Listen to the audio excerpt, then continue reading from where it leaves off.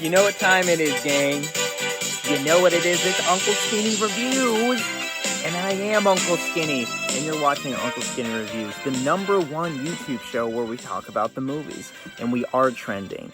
And I'm glad to see that if you're watching this, you're most likely part of the Uncle Skinny family. And we love that. And it's amazing to see the support raining in for what we're doing here. I'm doing here because it is just me. And it is my show. Housekeeping notes right up top. You guys have been sending me a lot of movie recommendations and some great ones, and I just want to say I am getting to those. I'm not ignoring you. I just want to parse them out appropriately so that we're not doing a bunch of horror movies at one time, that sort of thing. So we will be getting to those reviews. Sorry, I ate some bad chili.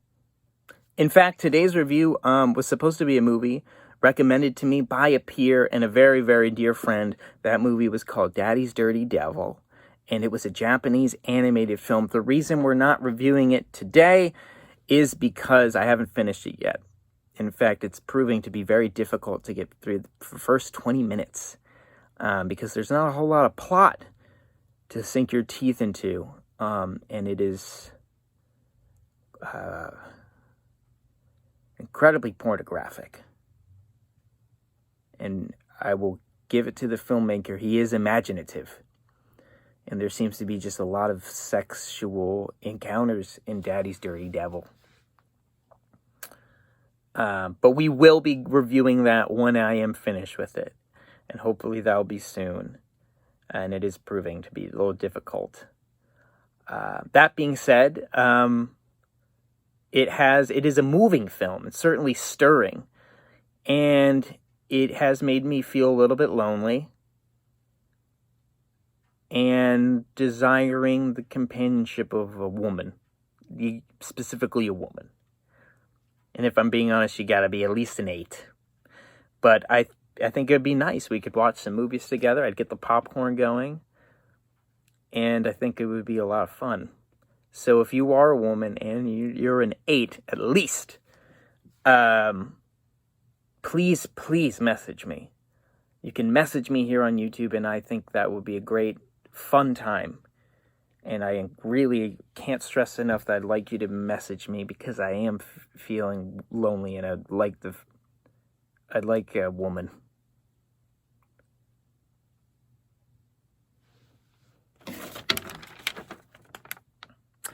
Today's movie, however, is not Daddy's Dirty Devil. It is Code 8, the new breakout hit on Netflix. That's where it's streaming. 2019, directed by Jeff Chan. Code 8 opens up with a magnificent 2-minute intro credit sequence in which we're giving a lot of information.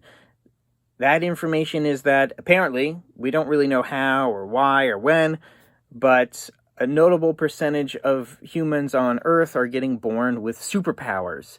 Powers to harness electricity, to harness fire, super strength, telepathy, mind-reading abilities, you name it, superpowers. And that those people with superpowers built themselves a city. But then they were replaced by machines because machines are cheaper. And then regular people saw the people with superpowers as being kind of dangerous or freaks, and they were demonized and kind of led to be made as outcasts of society and vagrants. And, there's a drug called Psych, and that's made from extracting the spinal fluid of people with superpowers, and that's on the streets, and it's very deadly. That's the first 2 minutes of the movie. And that is an intro credit sequence. But getting into the meat and potatoes of this film, it follows our protagonist, Connor Reed, a 26-year-old Class 5 electric, which is code for electrokinetic. He harnesses the powers of electricity. And he takes up these small, odd jobs, including kind of like under-the-table construction work to support himself and his mother. His mother was also born with superpowers, and she works a dead-end job at a grocery store, and she's sick and dying of cancer. Later, Connor meets up with a crew of other people with superpowers, and they like rob banks and deal the drug psych, and they work for this echelon of another powerful mob syndicate, so to speak, situation, and they rob a bank, but then the cops are on their trail, and there's also robot police cops called Guardians, which are specially made for dealing with people with superpowers. Okay, let's just cut to the chase here. This movie sucks. It's abysmal. And it was painful to watch. This intro credit sequence, this 2 minutes of horseshit, is lazy. It's bad filmmaking. It's lazy exposition. You should be ashamed of yourself. The whole premise of this film is mind-numbing, even for sci-fi. And I'm a big sci-fi fan, don't get me wrong. And the premise of this is thin, weak, and implausible. We're supposed to believe that this is what the world would look like if a notable percentage of the world's population had superpowers.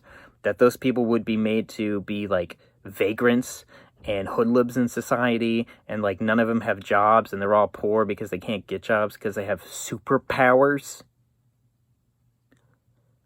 And then like they rob banks and do all this other stuff. I'm not buying it. I can't wrap my head around that. You know, this movie takes place in a city. There's nobody else in the city, apparently, except for the characters that we see. Nobody lives in the city. So it makes everything in this film thinner and thinner. The dialogue is, in a word, vapid and insufferable. The acting is awful. Whoever the fuck this guy is, who's the star of this movie? Robbie Amell. I hope he never gets work again. I never want to see his face. I never want to see his face in a movie again. I hope he never works. This whole movie is like a high school creative writing course. And somebody said, oh, I've got this great idea. Well, this idea was not fleshed out. They took the lazy way out. It's almost like that Justin Timberlake movie, In Time, where somebody thought they came up with this jewel of a premise, didn't bother to flesh it out. And of course, the horse shit is what you get. I'm not going to be too harsh because this is like a Netflix original. And so, you know, again, you get what you pay for. It's not like on the scope of big time Hollywood movie productions. But still, the money that was put into this project, I can't imagine what it was, but it hurts to think that much money was funded for this pretty shitty movie. The conflict in this movie is who cares?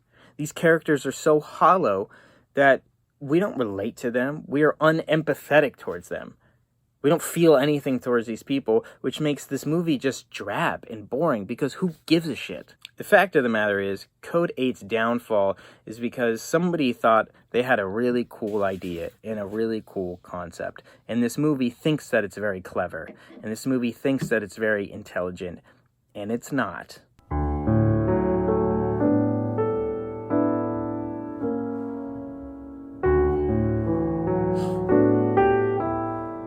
And so, at the end of the day, Code 8 is I don't recommend it.